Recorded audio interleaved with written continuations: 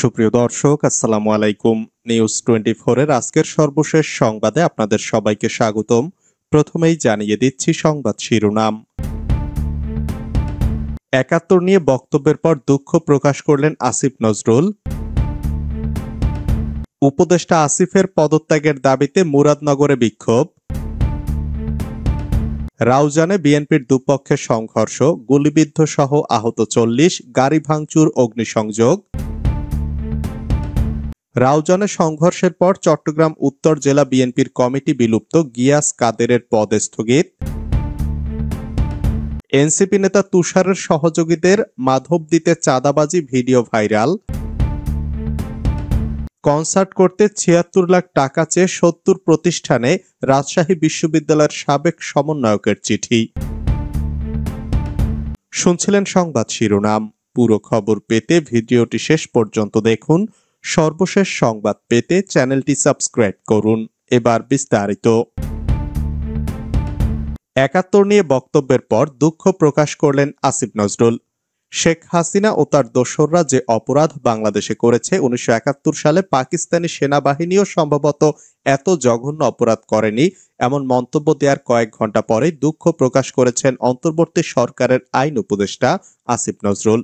মঙ্গলবার দুপুরে জুলাই গণ অভ্যুত্থানে হওয়া হত্যাকাণ্ডের বিচার বিষয়ে এক আলোচনা ও তথ্য প্রদর্শনীতে এ কথা বলছিলেন তিনি। তার ওই বক্তব্য ঘিরে সামাজিক মাধ্যমে ব্যাপক সমালোচনা তৈরি হয়।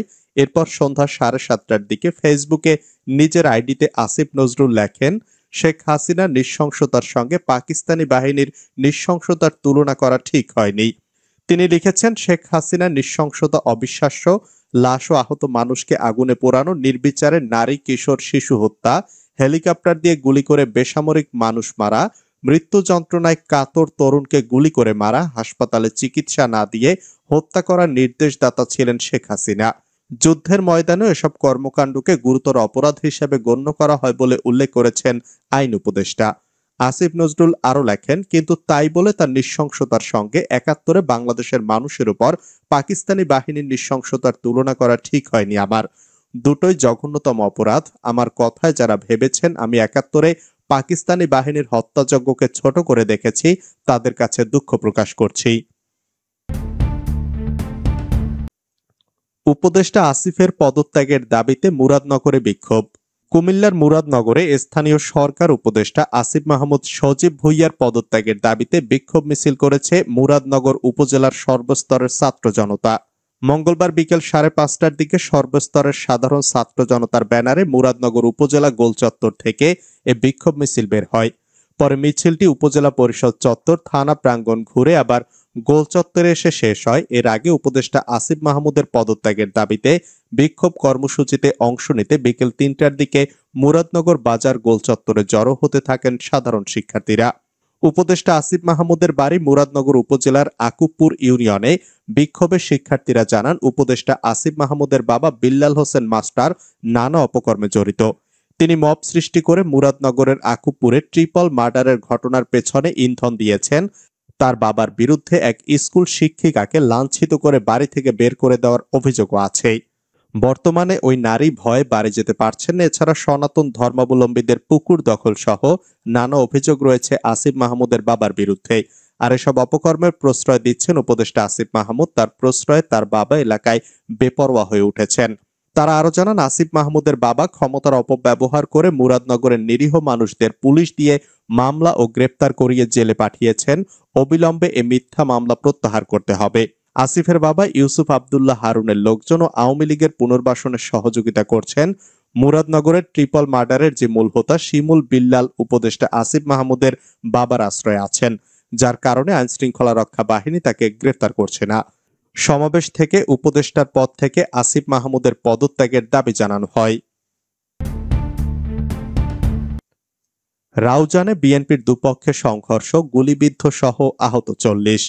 চট্টগ্রামের রাউজানে বিএনপি চেয়ারপারসনের উপদেষ্টা ও চট্টগ্রাম উত্তর জেলা বিএনপির আহ্বায়ক গোলাম আকবর খন্দকারের গাড়িবহরে হামলার জেরে সংগঠিত দুই পক্ষের সংঘর্ষে বেশ কয়েকজন গুলিবিদ্ধ সহ অন্তত ৪০ জন আহত হয়েছেন। মঙ্গলবার বিকেলে চট্টগ্রাম রাঙামাটি মহাসড়কের রাউজানের সত্তারঘাটা এলাকায় এ ঘটনা ঘটেছে। এতে গোলাম আকবর খন্দকার নিজেও গুলিবিদ্ধ হয়ে আহত হয়েছেন। তার গাড়িসহ বেশ কয়েকটি গাড়িতে ভাঙচুর ও অগ্নিসংযোগ করা হয়েছে। বিএনপির ভাইস চেয়ারম্যান গিয়াসউদ্দিন কাদের চৌধুরীর অনুসারীরা গোলাম আকবর খন্দকারের গাড়িবহরে হামলা করলে এ সংঘর্ষ বাধে। অভিযোগ আছে 5ই আগস্ট সরকার পতনের পর রাউজানে নিজেদের আধিপত্য ও নিয়ন্ত্রণ প্রতিষ্ঠায় গোলাম আকবর খন্দকার ও গিয়াসউদ্দিন কাদের চৌধুরী এবং তাদের অনুসারীরা মরিয়া হয়ে ওঠেন। এর জের ধরে গত 8 মাসে অন্তত 10টি রাজনৈতিক হত্যাকাণ্ড সংঘটিত হয়েছে। মঙ্গলবারের ঘটনাটিও আধিপত্য প্রতিষ্ঠা এবং তা ধরে রাখার লড়াইয়ের অংশ বলে বিএনপির সাধারণ নেতাকর্মী ও স্থানীয়রা জানিয়েছেন। গোলাম আকবর ছাড়াও তার অনুসারী নেতাকর্মীদের মধ্যে যারা আহত হয়েছেন তারা হলেন আনোয়ার হোসেন, নাসিমউদ্দিন চৌধুরী, অর্জুন কুমার নাথ, আশিকুর রহমান, সাজ্জাদ হোসেন, আওরঙ্গজেব সম্রাট, নাইমউদ্দিন মিনহাজ, মোহাম্মদ হুমায়ুন সহ 20 জন। রাউজানে সংঘর্ষের পর চট্টগ্রাম উত্তর জেলা বিএনপির কমিটি বিলুপ্ত, গিয়াস কাদেরের পদ স্থগিত। রাউজানে দুই পক্ষের মধ্যে বিকেলে সংঘর্ষের পর রাতে চট্টগ্রাম উত্তর জেলা বিএনপির আহ্বায়ক কমিটি বিলুপ্ত ঘোষণা করা হয়েছে। আজ মঙ্গলবার রাত 8টার দিকে কেন্দ্রীয় বিএনপির জ্যেষ্ঠ যুগ্ম মহাসচিব রুহুল কবির রিজভীর সই করা এক চিঠিতে কমিটি বিলুপ্তির ঘোষণা দেওয়া হয়। জানতে চাইলে বিষয়টি প্রথম আলোকে নিশ্চিত করেন উত্তর জেলা বিএনপির বিলুপ্ত কমিটির যুগ্ম আহ্বায়ক বেলায়েত হোসেন। এনসিপি নেতা তুষারের সহযোগীদের মাধবদীতে চাঁদাবাজি ভিডিও ভাইরাল। নরসিংদীর মাধবদীতে বৈষম্য বিরোধী ছাত্র আন্দোলনের সমন্বয়ক ও জাতীয় নাগরিক পার্টির নেতা পরিচয়ে রেদওয়ান হাসান রাতুল নামে ছাত্রলীগের সমর্থককে আটকের পর মারধর করে ছেড়ে দেওয়ার শর্তে 50,000 টাকা চাঁদা আদায় করার অভিযোগ পাওয়া গেছে। এদিকে চাঁদা আদায় করার পর তাকে পুলিশে সোপর্দ করা হয়েছে। পরে পুলিশ তাকে সন্ত্রাস বিরোধী আইনের আদালতের মাধ্যমে কারাগারে পাঠায়। সমন্বয়ক পরিচয়ে যারা চাঁদাবাজির ঘটনা ঘটিয়েছে তারা এনসিপির আলোচিত নেতা সরওয়ার তুষারের সহযোগী বলে স্থানীয়রা জানায়। সম্প্রতি চাঁদা আদায়ের একটি ভিডিও ও তুষারের সঙ্গে জুলাই পদযাত্রা অনুষ্ঠানের প্রচারণা শেষে সাংবাদিকদের ব্রিফ করার সময় তুষারের সঙ্গে চাঁদাবাজদের ছবি সামাজিক যোগাযোগ মাধ্যমে ভাইরাল হয়েছে। রাতুল সদর উপজেলার পাইকারচর এলাকার মৃত মুক্তার হোসেনের ছেলে। স্থানীয়রা জানায় 5ই আগস্টের পর থেকে নরসিংদীর মাধবদীতে বৈষম্য বিরোধী ছাত্র আন্দোলনের সমন্বয়ক বর্তমানে এনসিপি নেতা শাকিল, মারুফ, আয়ান, রিফাত, মাহফুজ সহ কয়েকজন মিলে বিভিন্ন ব্যবসায়ী সহ আওয়ামী লীগ ও তাদের সহযোগী সংগঠনের নেতাকর্মীরা মব সৃষ্টি করে চাঁদাবাজি করছে। এমনকি যাদের কোনো দলীয় পদ পদবি নেই, হয়তো আওয়ামী লীগের নেতাকর্মীদের সঙ্গে ছবি আছে, এমন সব মানুষকে আটকিয়ে আওয়ামী লীগের ট্যাগ দিয়ে চাঁদা আদায় করছে। কনসার্ট করতে 76 লাখ টাকা চেয়ে 70 প্রতিষ্ঠানে রাবির সাবেক সমন্বয়কের চিঠি। বৈষম্য বিরোধী ছাত্র আন্দোলনের রাজশাহী বিশ্ববিদ্যালয় শাখার সাবেক সমন্বয়ক সালাউদ্দিন আম্মারের উদ্যোগে আয়োজিত 36 জুলাই মুক্তির উৎসব অনুষ্ঠানে শুরু হয়েছে বিতর্ক। এই আয়োজনের জন্য বিভিন্ন প্রতিষ্ঠান ও সংস্থার কাছে আর্থিক অনুদান চেয়ে পাঠানো চিঠিকে ঘিরে শুরু হয়েছে আলোচনা সমালোচনা। চিঠিতে রাজশাহী বিশ্ববিদ্যালয়ের ভিসি অধ্যাপক doctor Saleh Hasan Nakib strongly recommended মন্তব্য করে সুপারিশ করেন। এই নিয়ে ওঠে সমালোচনার ঝড়। দেখা যায় কোনো প্রতিষ্ঠানে ইংরেজিতে প্রস্তাবনা দেওয়া হয়েছে, কোনোটিতে বাংলায়। চিঠির সঙ্গে অনুষ্ঠান এবং বাজেটের বিস্তারিত যুক্ত করে দেওয়া হয়।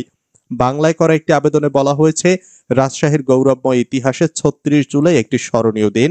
এই দিনটি আমরা জুলাই আন্দোলন হিসাবে স্মরণ করি, যেখানে বহু তরুণ শহীদ হয়েছিলেন এবং অনেকে আহত হয়েছিলেন গণতান্ত্রিক অধিকারের সংগ্রামে। এই ঐতিহাসিক ঘটনার 1 বছর পূর্তি উপলক্ষে আমরা আয়োজন করতে যাচ্ছি 36 জুলাই মুক্তির উৎসব।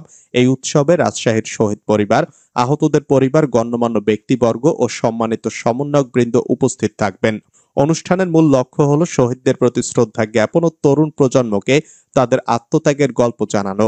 আবেদনপত্রে সালাউদ্দিন আম্মার ছাড়াও স্বাক্ষর করেছেন KSK হৃদয়। তিনি 36 জুলাই মুক্তির উৎসবের অর্গানাইজার এবং ক্যাম্পাস বাউলিয়ানার ডিরেক্টর ও কো-ফাউন্ডার। গত 9 জুলাই তাদের প্রস্তাবনায় সুপারিশ করেছেন রাজশাহী বিশ্ববিদ্যালয়ের উপাচার্য অধ্যাপক সালেহ হাসান নকিব। তিনি লিখেছেন, স্ট্রংলি রিকমেন্ডেড। রাজশাহী সিটি কর্পোরেশনের কাছে 21 জুলাই একটি আবেদন করা হয়েছে। তারা 23 জুলাই 2 লাখ টাকা অনুমোদনও করেছে। এ ব্যাপারে জানতে চাইলে ডক্টর সালেহ হাসান নকিব বলেন, শুধু সালাউদ্দিন বলে নয়, রাজশাহী বিশ্ববিদ্যালয়ের যে কোনো সংগঠন যারা গত 1 বছর এ ধরনের কাজের জন্য সহযোগিতা চেয়েছেন তাদের রিকমেন্ড করেছি। এটা আমার দায়িত্ব বলে মনে করি।